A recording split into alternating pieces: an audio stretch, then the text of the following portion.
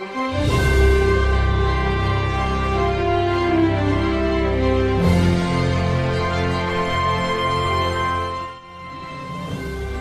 friends, Reverend Father Vijay Thomas SAC is held in high esteem for his contributions towards the growth of small Christian communities all around the world.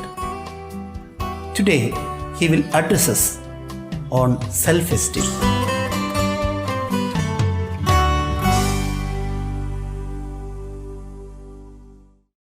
For most people, self-esteem is depending on what other people will say, or for others it depends on our appearance, or it depends on social status. But actually, the truth about our self-esteem is that God created us in His own image and likeness. As we read in the book of Genesis, chapter 1, verse 27, God created us as male and female, and both in His own image and likeness. It is not anything that we did that makes us wonderful creation, but by purely the merit of God's own power. In Genesis chapter 2, verse 23, when Adam saw Eve first, he literally saw himself and said, "This is my flesh of my flesh and bone of my bones." So he saw himself there. In Psalm 139, verse 13, the psalmist says, "O Lord, you knit me together in my mother's womb." So essentially, God oversaw our very conception and growing up. Even the limitations we have, God has seen it already. In verse 14 of Psalm 139, the psalmist says, "I am fearfully and wonderfully made." I wish every human being accepted this as his own image. I am fearfully and wonderfully made.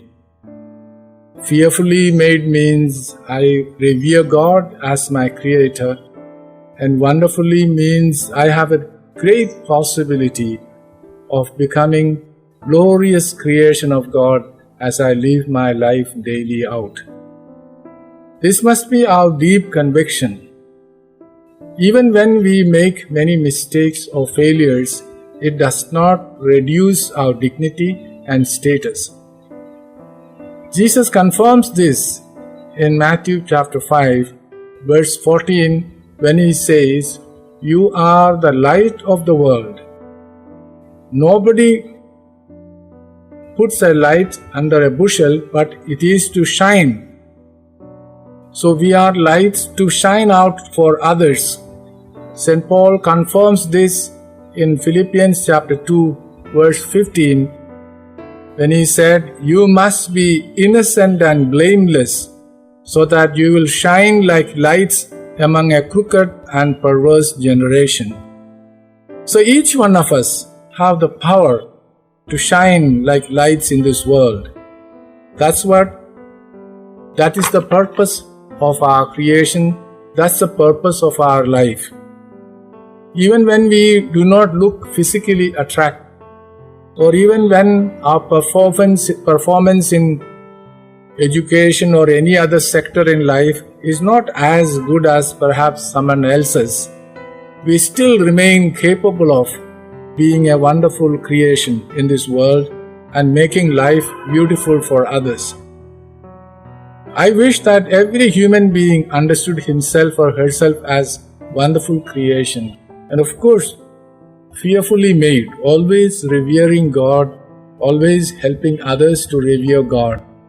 This is the purpose and aim of our life, and in all what we do or say, we communicate the same truth, that we are glorious creation of God, and we are created wonderfully, beautifully, and we are there to make this truth known to everybody so that everybody can live happily and beautifully. We are made in the image of God. Beautiful shades of love. We are made in the image of God. That's where the light comes from, yeah.